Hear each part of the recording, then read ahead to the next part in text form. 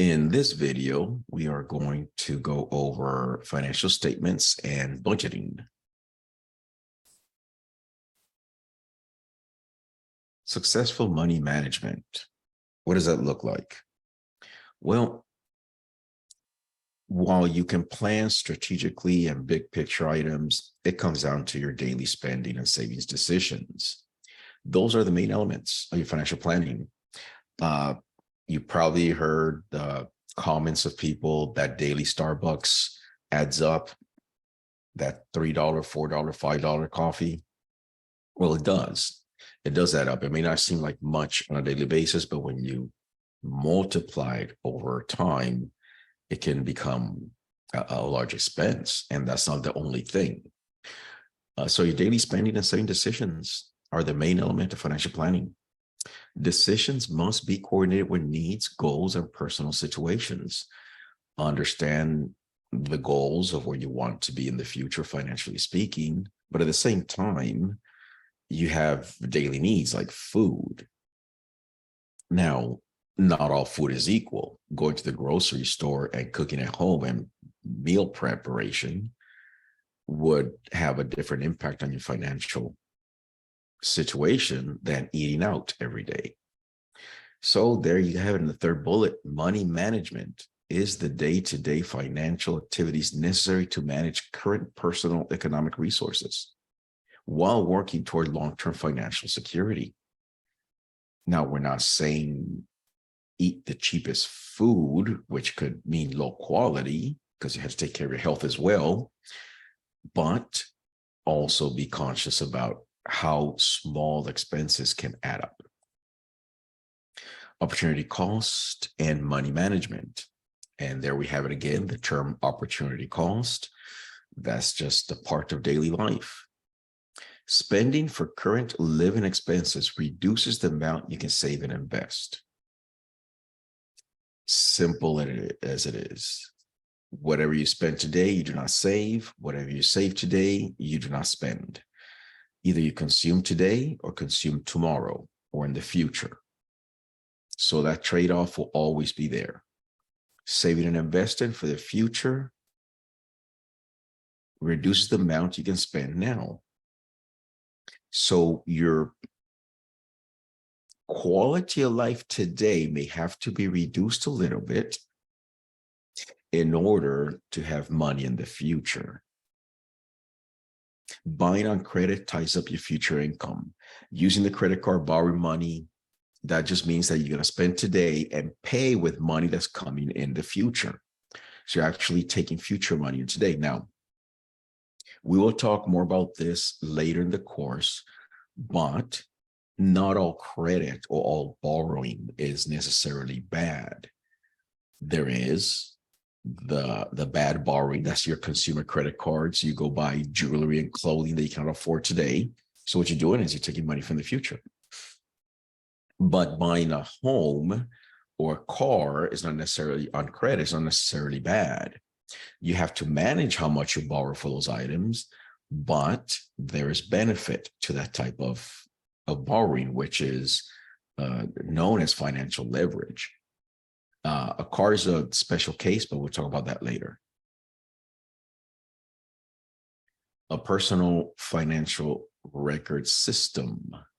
You want to have one of those. You want to get organized. As we spoke in the previous chapter, planning is important. Getting organized is part of that planning. It helps you get through it. An organized system, financial records provide a basis for handling daily business affairs, such as paying bills, planning and measuring financial progress, completing required tax reports, making effective investment decisions, determine available resources for current and future spending. This is similar to having a to-do list. If you have not practiced that before, where you start creating a to-do list, you end up getting more accomplished, more things done. Similar to that, having these financial records where you track things and keep everything in order helps you achieve these financial goals.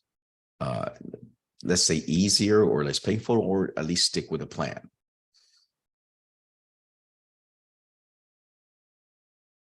Home files, home computers, or online, how you should keep and what where. This is recommended, of course, it's different for everybody. Um, Things you want to keep in your home file: personal employment records, money management records, tax records, financial service records, credit records, consumer purchase and automobile records, housing records, insurance records, investment records, estate planning and retirement records, et cetera, et cetera, et cetera. Now, as we move into the future with a lot of technological advances, yes, a lot of these things are more kept online on the cloud in some kind of online storage like Dropbox and all that. So you can modify this by saying that the physical records that you must keep at home, think about things that legally speaking required to have an actual signature or has to be an original copy. If you have something like that, those are the things you want to keep the hard copy and file. The rest is fine in this day and age to have a lot of electronic versions. A lot of the people that provide you these services, the tax records and the banks and everywhere else, they have the insurance companies, they keep all of those records online as well. So as physical files in your home, think of things that legally speaking should require original copy, an original signature, or something of that nature. Safe deposit box. Fireproof is what they're really highlighting here, things that are really sensitive. The first bullet pretty much covers it all. Records that will be difficult to replace. Birth certificates, marriage, death certificates. Yes, they can be replaced, but it's very painful to go through the process. Citizenship and military papers. Again, a lot of these you might find that it's easier to keep online now because as more online services and tools become available, replacing these become easier. But some of them, as I mentioned, originals or that requires a physical, an actual signature, things like that. Serial numbers and photos are valuable. Well, photos, I guess, depending on your age, you may not be printing photos a lot. You have them all on your phone or online. But if you have old pictures that are not done digital, you want to do things like that. Serial numbers, same thing. Now you can take pictures or have some kind of file online where you keep your serial numbers. CDs and credit and banking account numbers. Okay, so here, the difference is that online, you may have a security risk, and some people prefer to keep some of this information not online in order to keep some kind of security level stuff. But at the end of the day, a lot of this stuff is always online as well. Mortgage papers and titles, same thing. A lot of these things are kept online now, electronic. List of insurance policies, annual stock investment statements, rare coins and stamps. This is definitely a physical item of value. Copy of will. This could be one of those cases where original copy may be necessary. So from all these, think of two things if you should have a physical copy or not: ease of replacement, and should the legal requirement of an original copy with signature type stuff. And of course, as I mentioned, if you have security concerns of having some information online versus just keeping the physical copy at home.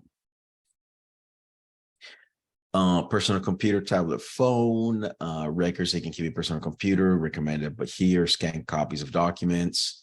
Again, just about everything now gets produced already in a PDF file or something similar. Spreadsheet summaries of budgets and investment records. I definitely use this a lot. Instead of having physical copies of all these numbers, digital versions of income tax returns, wills, and estate plan. If you use TurboTax, H&R Block, or any of those other services, more than likely you already have this and no need to have a physical one. Apps for banking activities, financial record keeping, and investment transactions. Same thing. This is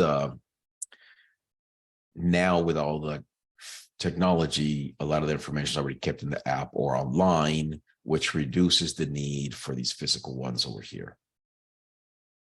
How long should records be kept? Okay, how long should you keep them? It does vary. There's a rule of thumb used as 3 years after the document is no longer necessary. That comes from the fact that the IRS typically, if they're going to investigate or audit somebody, they'll go 3 years back and not anymore unless it's a criminal activity. So if 3 years go by and the document is not needed anymore, you can discard it. However, some of them, like birth certificates, Social Security card, you definitely just keep those forever. Wills and things like that. You keep them in permanently.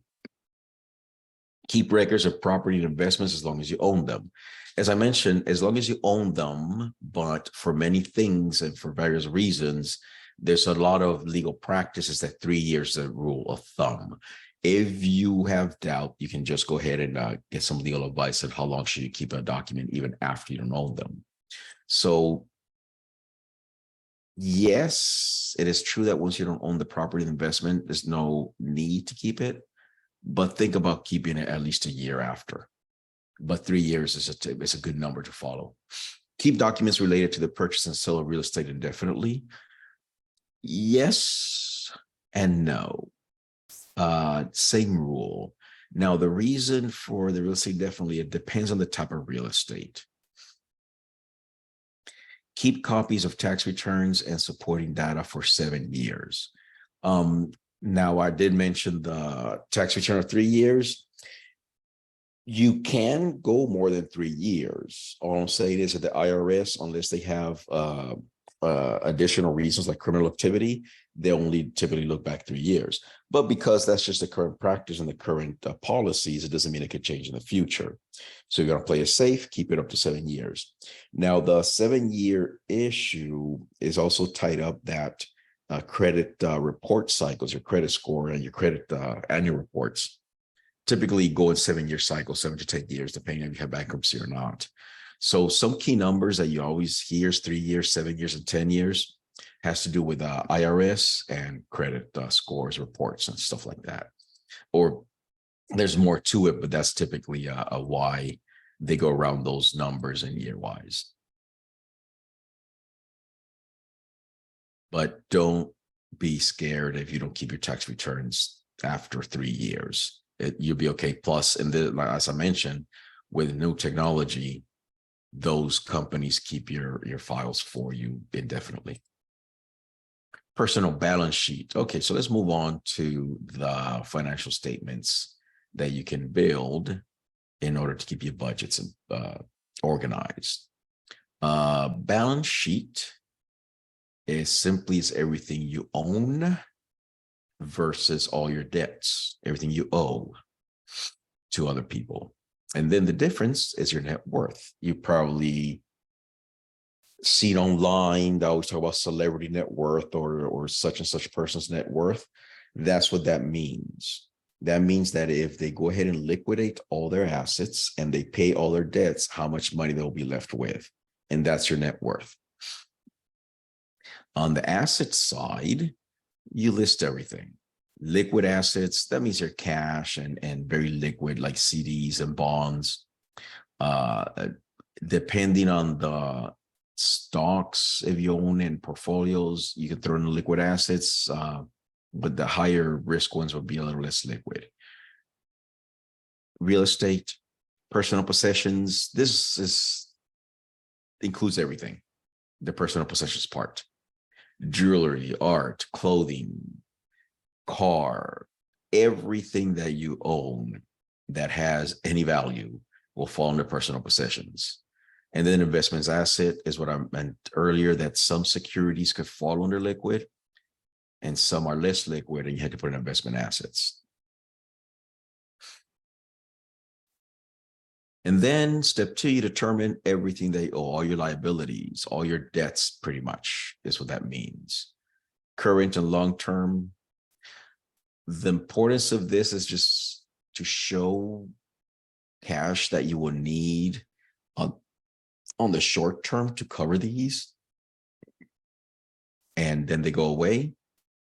And then the ones that are going to be around for a longer time, like a car payment or a mortgage. And then when you take the assets minus the step 2 part of your debts, that leaves you with your net worth. So net worth equals assets minus liabilities. And just like math works, you can turn this around and you can say assets equals liabilities plus net worth.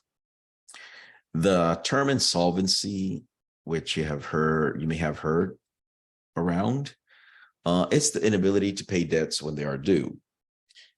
So it's related to the term liquidity, which we mentioned in the previous slide. If you're not able to liquidate assets, in other words, have cash in your account to pay your bills, then you're insolvent. Expression used sometimes is cash poor.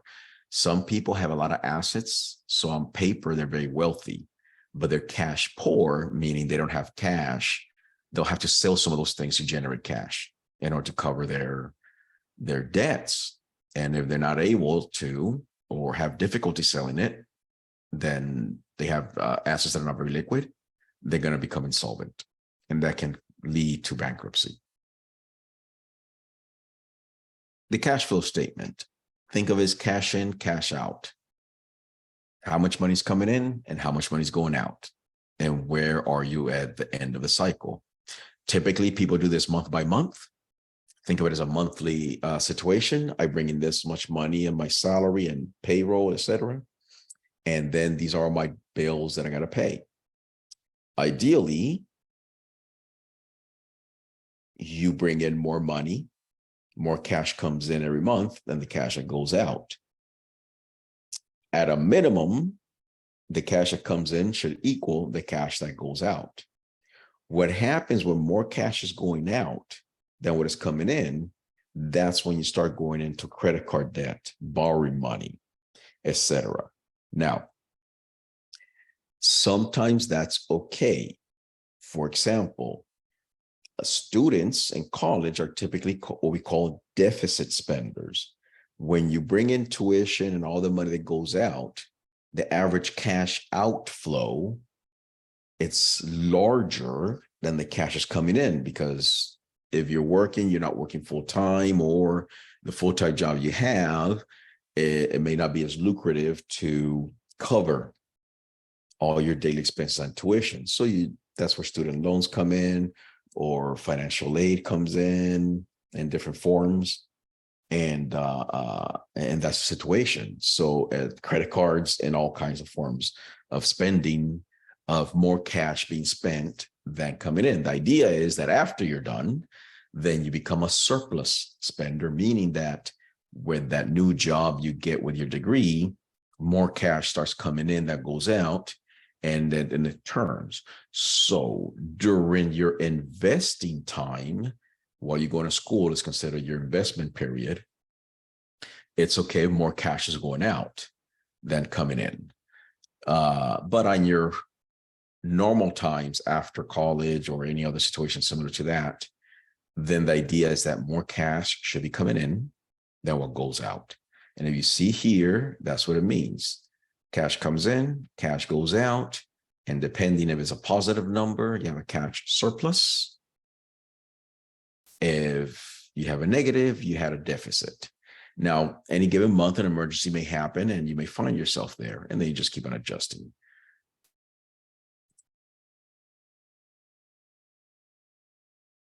So, cash flow statement step 1. Preparation requires using 3 steps. It's fairly simple. Record income. In other words, write down all the sources of money, all the sources of funds, every which way money comes in. Most people is wages, salaries, and commissions. You may have what we call in these days a side hustle, self-employment business income. Any savings and investment income. Let's say you do have some money in the bonds or some kind of stocks or whatever. So if dividends come in play there, as an example, interest payments, that's money coming in. Gifts, grants, and scholarships. If you are a student, you may have some of these. Government payments such as Social Security, public assistance, and employment benefits. So if you're receiving any of these, that's money that's coming in. Add that to include if there's disability, I guess it depends on here, I guess where you can throw in if you have disabilities or anything like that also comes in. Amounts received from pension and retirement programs that may not apply to most of you. Alimony and child support payments. So you're receiving alimony or child support. That's cash that comes in as well. Now, while I'm aware that when you are doing your taxes, this may or may not be counted, but we are not preparing that. We're talking about all the cash that comes in. And this is not the entire list. It's anywhere cash comes in, you write it down. Then step 2, pretty much all the money that goes out, your fixed expenses and variable expenses. A couple examples just to understand this. A mortgage payment. If you have a fixed interest rate, then yeah, you're going to have a fixed expense. That amount is going to be the same. A car payment, if you have a fixed interest rate, that amount is going to be the same every month. So that doesn't change. Variable is everything that changes. Some change a lot, some don't. Your grocery shopping may not be exactly the same every time you go to the store, even if you buy the exact same products and same amounts every time. There may be some variation there. Your utility bills, there might be some variation there. So anything that is not an exact amount that does not change will fall under variable expenses. And all it is just to understand that you have to have some flexibility when you plan for these. And there will be just an estimate. And then determine the net cash flow. You take step 1 minus step 2, all the money in, all the money out. And then you decide, you can then see if you're in a surplus situation or a deficit. Budgeting for skill money management. A budget is a spending plan. And that word is used a lot. The main purpose of budgets are to help you live within your income. So if you prepare a budget, it might be a little easier to not have those daily expenses that we spoke about at the beginning. I use Starbucks as an example, but that's just a classic example. It could be anything that you do impulse buying on a daily basis, but if you budget it, you'll have better control over those things. Spend your money wisely. Reach your financial goals, prepare for financial emergencies. That's where savings come in. And develop wise financial management habits. This is key. You have to start somewhere. For some people, they can just go ahead and jump into a budget that is very strict and follow it. Some people need to ease into these habits. Start budgeting and cutting. I don't want to use the word cutting, but start planning your financial future with small changes to your current habits. That way it's not as hard to transition into a full range of good habits. Some people they just go ahead and go do everything, do all the, like a Band-Aid, just rip it off and they start that. But in order to stick with it, for a lot of people, they need to do small changes and then adjust their budgets as it becomes easier.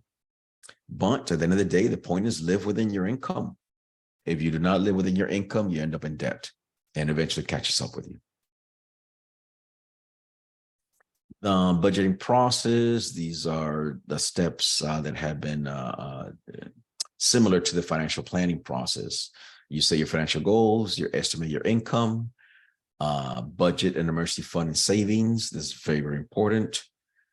Budget the fixed expenses, budget the variable expenses. Record spending amounts because you have to be accountable and see if you stuck with your plan.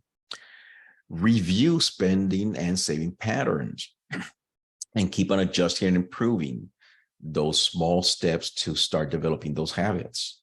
Review your financial progress, revise your goals and budget allocations.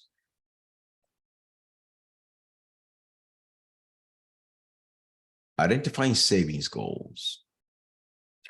This is probably the most important one, to create an emergency fund for irregular and unexpected expenses. The reason is because if you don't have this, and you decide to go more aggressive in some other savings and investments that are not that liquid, if the emergency comes when it was a bad time to extract cash out of those other assets, you end up not only having to spend money on this emergency, but you also lost money. We'll discuss later on what is a healthy emergency fund, but that has to be very liquid, cash preferred probably always, and easy to access, so you can cover an emergency without having to lose value in some other assets. Then just replacement expensive items such as cars, down payment on a house, things like that, that you have to, necessary items that can be large, significant amounts. To buy expensive items like sports equipment or to pay for a vacation, it's okay to spend money on leisure. But instead of using a credit card to get that leisure now, maybe what you do is you have an account, the size savings account, or within the savings account, but you have a budget where you save a certain amount, and then you can go ahead and then buy that equipment later instead of borrowing money for it today, because it ends up being more expensive. To provide for long-term expenses such as retirement, education, and children, this is definitely the very long-term planning and family planning for a long time in the future. And then to earn income from interest and savings for use of paying living expenses. So once you have your emergency funds and other items are taken care of, if you still have disposable income, you want to think about investments that generate income now, but that will be after planning for retirement and things of that nature. That's it for this video. We'll see you on the next one.